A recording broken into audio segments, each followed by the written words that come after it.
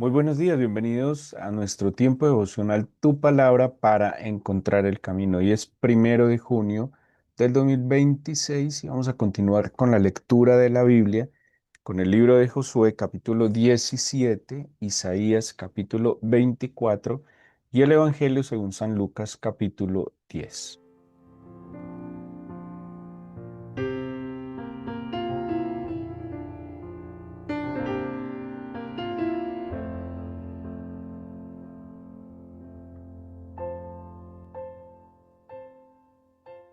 Les invito a que nos ubiquemos en el capítulo 17 del libro de Josué. El libro de Josué es el libro que se conoce como la conquista de la Tierra Santa, de la Tierra Prometida. Si bien el Señor les había dado una promesa de una tierra que fluye leche y miel, como lo dice el libro de Números de Deuteronomio, pues esto no implicaba una pasividad, ¿sí? O simplemente esperar a que el Señor hiciera todo, sino que para ellos una promesa, esa es la mentalidad hebrea, una promesa es una orden, ¿sí? de ejecutar, una orden que emprender.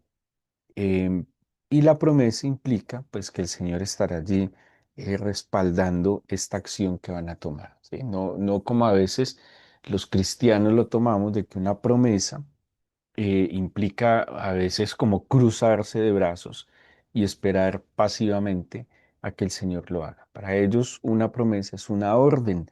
Si el Señor dijo, emprendemos y el Señor hará. Así que cuando muere Moisés, empodera a Josué, pues viene una etapa muy desafiante que implica tomar posesión, conquistar, y no solo demandaba o implicaba confrontaciones militares, sino que también incluso llegar a lugares un poco inhóspitos, a lugares que les demandaba pues esfuerzo seguramente, como lo menciona también el libro de Josué, desmontar, abrir camino, generar las condiciones físicas para que estos lugares fueran conquistados. El capítulo 17 se centra en la tribu de Manasés. Bueno, el capítulo 16 y 17, que en mi Biblia aparece como completamente junto.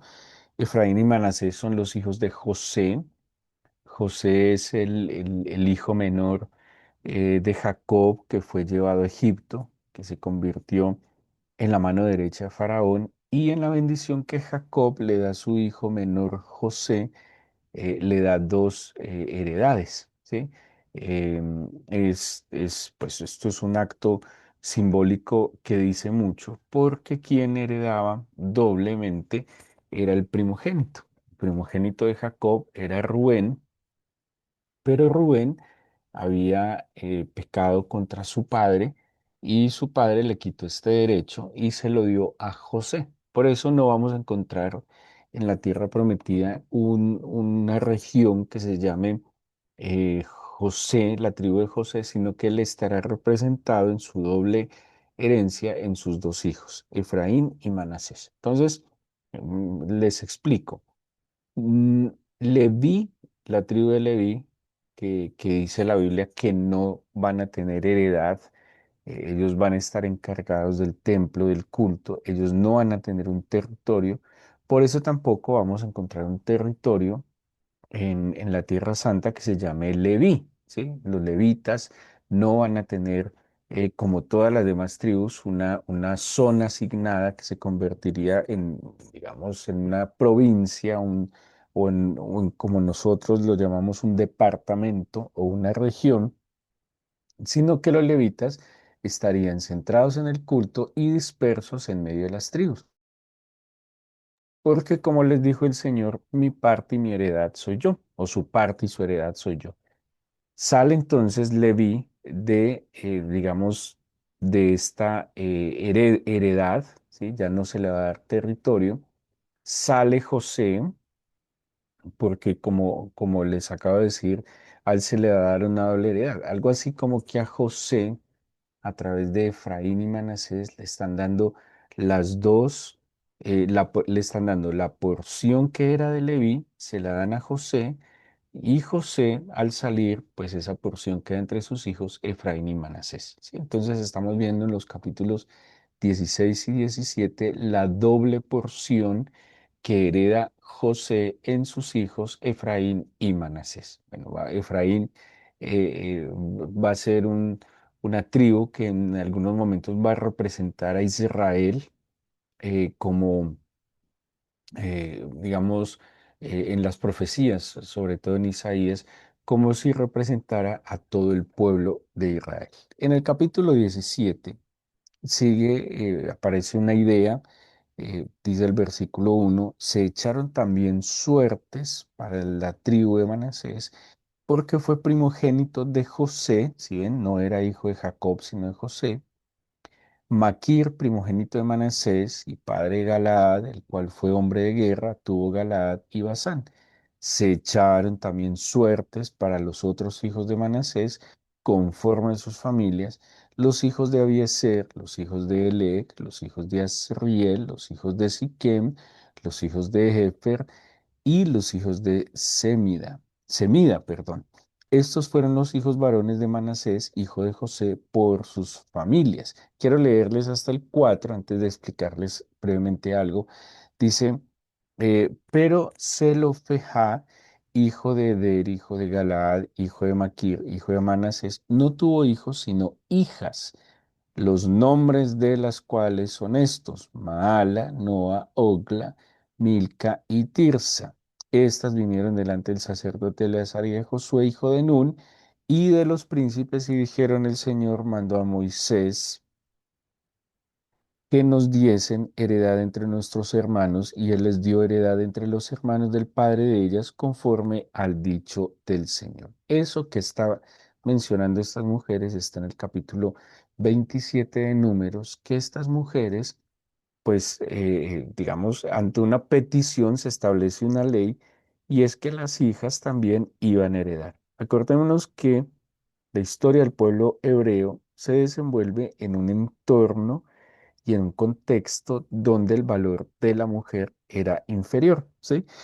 Pero, como les he dicho, por más afectación o influencia del contexto en el que está el desarrollo de la escritura, pues lo que está determinado por el Señor siempre lo supera. Y el Señor no ha tenido ni acepción de personas, y el Señor le da el mismo valor delante de sus ojos al varón, a la mujer, al anciano, al niño, al rico, al pobre, a todos, ¿sí? El Señor, en su amor eterno, no tiene distinción ni segregación.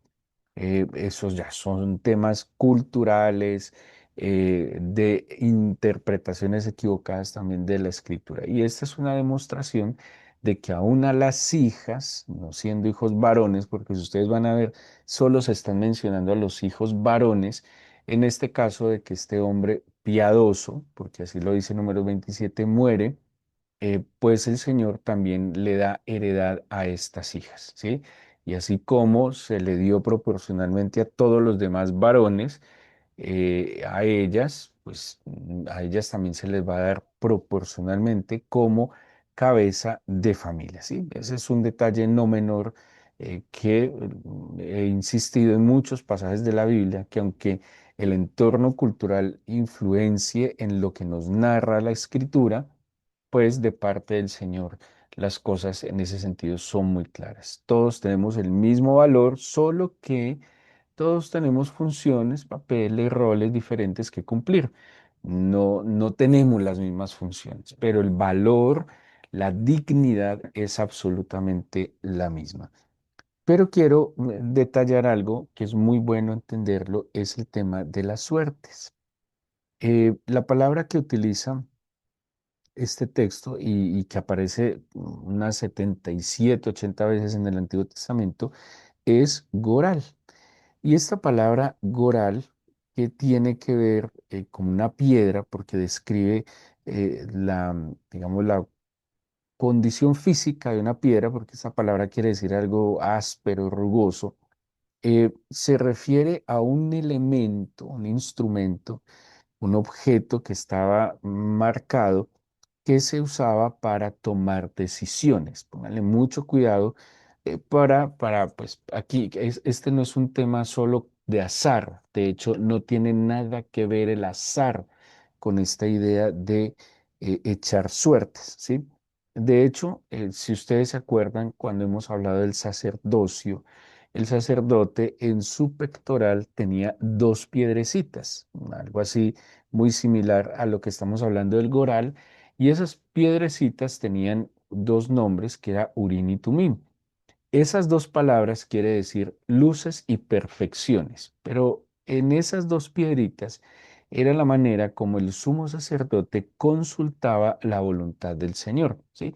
Por eso seguramente han leído un pasaje en el libro de los Proverbios que dice, la suerte se echa en el regazo, pero el Señor toma la decisión. Los sacerdotes tomaban el Turín y el Unim y seguramente consultaban al Señor, por ejemplo, un ejemplo muy claro que lo tenemos en la Escritura, David consultaba a través del sacerdote a Dios, por ejemplo, cuando iba a salir a la guerra. Entonces, Señor, ¿voy o no voy? Quiere decir que este Urín y Tumín, o estas suertes, o este instrumento de consultar la voluntad del Señor, plantearía A o B, sí o no. ¿Sí? Entonces, ¿voy o no voy? Echaban la suerte sobre el regazo, o sea, tiraban las piedritas como, permítanme ilustrarlo de esta manera, como una especie de dados y estos iban a dar dos respuestas, o sí o no. El mismo Señor Jesús, cuando habla de cómo debería ser nuestro hablar, dice que vuestro hablar sea sí o no. Lo que viene de más de mal procede. ¿Sí?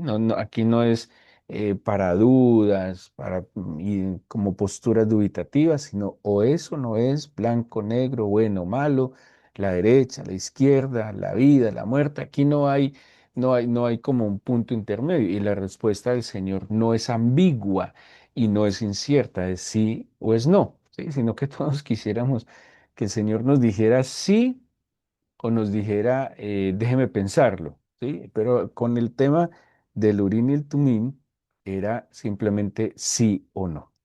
En este caso, el goral o las suertes, que están usando también un elemento no menciona que fuera el Turín y el Unim, lo están utilizando para asignar unas zonas, ¿sí?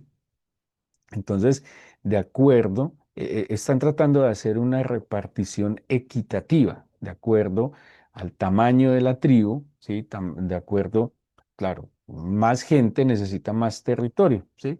Y de acuerdo a esto están tratando de hacer una repartición equitativa, justa, que no esté como en decisiones arbitrarias de quien está liderando, que era Josué, sino que se consultaba la voluntad de Dios a través de este elemento. ¿Sí? Eso es lo que ellos están utilizando. No es simplemente azar, como les mencioné, sino que es una manera de traer orden. ¿Sí? Entonces, estos objetos lanzados iban a dar un resultado que era la asignación específica de una tierra. ¿Sí? En otros contextos, esta expresión goral, por ejemplo, el Salmo 16:5, habla de la bendición del Señor, de que el Señor sostiene mis suertes, el Señor sostiene mi goral, Él es el que me permite tener la mejor parte, la mejor porción, ¿sí? Así que hay que distinguir esta expresión y tenerlo muy claro, no es simplemente azares, sino que es la consulta de la voluntad absoluta de Dios. Quiero darles algunos ejemplos que aparecen en el Antiguo Testamento, por ejemplo en Levítico 16:8 habla de cuando están haciendo en el día del Yom Kippur, el día del perdón, cuando hay dos animales, dos becerros, dos machos cabríos que van a ser sacrificados, y dice que por suertes uno es sacrificado al Señor y otro es enviado al desierto a Hazael. En Josué 7, para descubrir el pecado de Acán, en 1 Samuel 10, para la elección de Saúl, En Jonás lo utilizaron para identificar al culpable de la tormenta, pues que la suerte le cayó a Jonás. Eh, en el libro, en el Nuevo Testamento aparece, a propósito, en el libro de los Hechos, cuando los apóstoles, ese era el medio que tenían, y ese es muy interesante cómo aparece ahí, porque el elemento o el medio más bien que ellos utilizaban para conocer la voluntad del Señor era el goral, ¿sí? Era un elemento normal, hacía parte de ellos. Y los apóstoles utilizaron un elemento similar para elegir al doceavo apóstol. Acordémonos que había muerto Judas y eran 12 y el número 12 es muy importante. O sea, sí era importante tener 12 apóstoles porque el 12 representa la plenitud del pueblo, ¿sí? Son 12 tribus, 12 apóstoles y pues era importante tener un doceavo apóstol. Ellos utilizaron un medio que tradicionalmente era utilizado y en el Antiguo Testamento acabo de darles ejemplos que eran válidos para conocer la voluntad del Señor, para conocer la asignación del Señor. Pero en el Nuevo Testamento, cuando ellos siguen tomando una práctica veterotestamentaria, o sea, del Antiguo Testamento, pues eligen a Matías, que ustedes lo han visto en el libro, en el capítulo 1 del libro de los Hechos, pero aquí hay como una ruptura de la manera tradicional como ellos consultaban la voluntad del Señor a través de este elemento, porque Matías efectivamente nunca fue el doceavo apóstol. Fue elegido con un método tradicional, pero a partir del capítulo 2 del libro de los Hechos, ese método ya no iba más, ¿sí? Ya no, para ilustrarles un poco, es como el cara y sello que nosotros usamos con las monedas. Si me sale cara, tal cosa, si me sale sello, tal cosa, y ellos asumían que esa era la voluntad absoluta del Señor. Pero a partir del capítulo 2 se nos fue dado el gran don del cielo, el gran don del Padre confirmado a través del Hijo, que es su Santo Espíritu. Por eso ya nuestra guía, quien nos dirige, no es este elemento para consultar la voluntad del Señor, sino que es el Señor y su palabra. Y entendamos algo.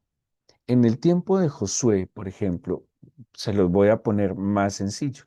En el tiempo de Moisés, apenas ellos están recibiendo la revelación y no tenemos un texto guía.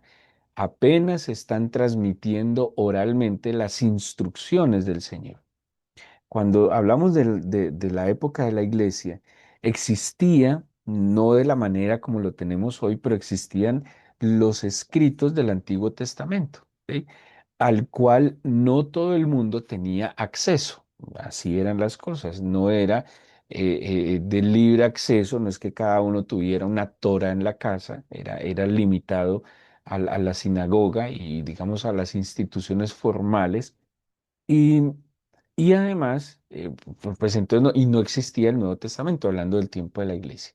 Así que cuando aparece en esta transición entre la ley y la gracia, entre, digamos, el Antiguo y el Nuevo Testamento, aquí aparece una nueva manera entonces de conocer la voluntad del Señor y es la guía, la dirección, la instrucción del Espíritu del Señor, que ya no estaría con ellos, como dice el Señor, sino que estaría en ellos. Bueno, el sábado pasado que estuvimos celebrando el Pentecostés, hablamos un poco de lo que Ezequiel estaba prometiendo, de que el Espíritu del Señor estaría dentro del creyente, de renovando primero el espíritu del creyente, pero además, o sea, habilitándolo, pero además dándole el Espíritu Santo para que fuera su guía. Entonces, es muy interesante que una cosa fue lo que los apóstoles, con un método antiguo, tratan de conocer y hacer lo que creían que era la voluntad del Señor, pero el Señor tenía un plan mucho más contundente que lo manifestó a través de su espíritu, ¿sí? Entonces, el medio de nosotros hoy consultar conocer la voluntad del Señor ya no es a través de un elemento que de nuevo nunca fue, digamos, al azar, nunca fue así, fue y ellos lo creyeron y así se actuaron y así vemos la evidencia conforme a la voluntad de Dios, fue un medio a través del cual se conoció la voluntad del Señor. Ahora, el medio a través del cual se conoce hoy la voluntad del Señor es su espíritu, ¿sí? Y por eso Pablo digamos, fue elegido por el Espíritu del Señor para ser el 12.º apóstol, ¿sí? Pablo, obviamente, si ustedes miran la historia del cristianismo en textos tanto bíblicos como extrabíblicos, Matías no aparece, nunca más va a aparecer. Y Pablo, elegido por el Espíritu del Señor, es quien va a aparecer como 11.º apóstol, ¿sí? Entonces es bueno, y quería aclarar esto del Goral, como un elemento de consulta de la voluntad del Señor y no como un elemento de simple suerte y azar en la idea de que nosotros tenemos. Bueno, el problema no es la suerte, el problema es verlo como el azar, ¿sí?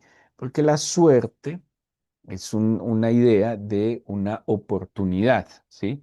De hecho, alguna vez un profesor en la universidad nos decía que la buena suerte, para hablar un poco de lo que la gente considera que cree que la suerte es azar, es el punto de encuentro entre la oportunidad y la preparación, ¿sí? Ojo con esto, me parece una definición muy interesante de ese profesor que la suerte o la buena suerte es el punto de encuentro entre la oportunidad y la preparación. ¿Qué sería entonces mala suerte? Que cuando a mí se me presenta la oportunidad no esté preparado o que esté muy preparado y no se me presente la oportunidad, ¿sí? Entonces, ¿qué nos decía ese profesor en una conclusión? Bueno, uno, hay que estar preparados, pero también hay que buscar las oportunidades. Y es lo que les mencionaba sobre las promesas de, para la mentalidad del pueblo hebreo. ¿Sí? Si el Señor me dice algo, pues yo lo voy a buscar. No me voy a quedar aquí esperando a que me llegue. Yo voy a ejecutar y a moverme, ojo, bajo su dirección. Tampoco es que voy a salir como un loco a hacer y deshacer, a agotarme, a desgastarme, a veces a salir como un pequeño torbellino a desbaratar todo, sino que voy a actuar y a moverme conforme la dirección, la instrucción del Espíritu del Señor, ¿sí? El Señor me dice, esto lo tengo para ti. Bueno, Señor, dame tu mano, tómame, ciñeme, llévame por el camino hacia donde vamos a llegar a este plan que tú tienes para mí, ¿sí? ¿Y qué voy a hacer? Me voy a preparar, voy a anticiparlo como sí, ¿sí? O sea, si quiero llegar a este punto, pues empiezo a prepararme como si ya estuviera en este punto, que cuando aparezca la oportunidad o encuentre la oportunidad o me llegue la oportunidad, yo ya lo tenga claramente planeado y preparado. Entonces, es bueno tenerlo en cuenta porque nosotros, pues también venimos de una cultura que ha sido muy influenciado por el azar, ¿sí? Y dejamos muchas cosas muy importantes en la vida al azar. Y las cosas están para nosotros como creyentes bajo un propósito, ¿sí? Bajo un plan divino, bajo un programa extraordinario que el Señor tiene para cada uno de nosotros. Y eso tiene que ver con su sabiduría, su soberanía, y todo tiene un por qué, un para qué, un cuándo, un con quién. Y eso lo descubrimos, que lo hemos hablado mucho, la inteligencia espiritual en la presencia del Espíritu Santo, ¿sí? El con quién, el para qué, el cuándo, el cómo, el por qué, ¿sí? Todo eso nos lo va a dar el Espíritu del Señor con sus manifestaciones de amor, de inteligencia, de sabiduría, de temor, de poder, de conocimiento. Y de esa manera vamos a conducirnos en pos de aquello que Él tiene para cada uno de nosotros. Bueno, y el capítulo 17 va a centrarse entonces en cómo se le reparten las tierras a Manasés. Hay un detalle que quiero que lo lo miren con atención cuando hagan su lectura. Y es que hubo unos que no se sintieron como muy contentos con lo que les fue asignado.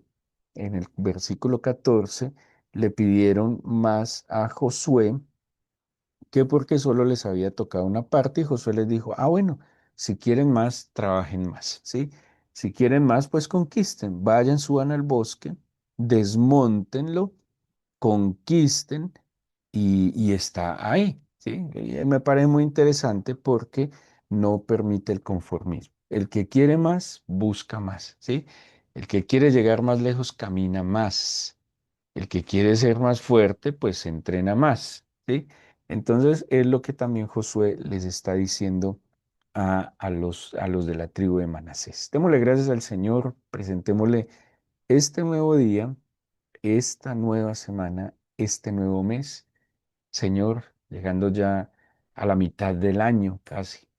Agradecidos porque tu gracia, tu bondad y tu misericordia no nos abandona, porque en tu fidelidad, Señor, has guardado nuestras entradas, nuestras salidas, porque tú eres santo, bueno, noble y justo. Hoy te presento este primer día, Señor, y quiero pedirte que como ha sido un sentir que hemos tenido mi esposa y yo desde anoche, en estos 21 días, Señor, pedirte que nos acompañes como iglesia a ayunar por nuestra nación. 21 días es un buen número, Señor, también para clamarte, pedirte por nuestra nación en todo sentido, no solo por el tema electoral, es un tema espiritual, Señor. Pedirte que cese la horrible noche en nuestro país y que la luz, Señor, resplandezca. Permítenos acercarnos en oración y ayuno y clamarte día a día por la paz que solo puede venir de ti, por la justicia que solo puede venir de ti, por la conversión y transformación de nuestra nación a ti, Señor, que tú eres el único que puede renovar los corazones, perdonar los pecados, sanar las heridas, restaurar, hacer de nuevo. Te entregamos este mes, te entregamos lo que viene, Señor. Dígale, no me sueltes de tu mano. Dame la luz de tu espíritu para caminar en pos de ti. Bendícenos, Señor. Te lo pedimos en el nombre de Jesús. Amén.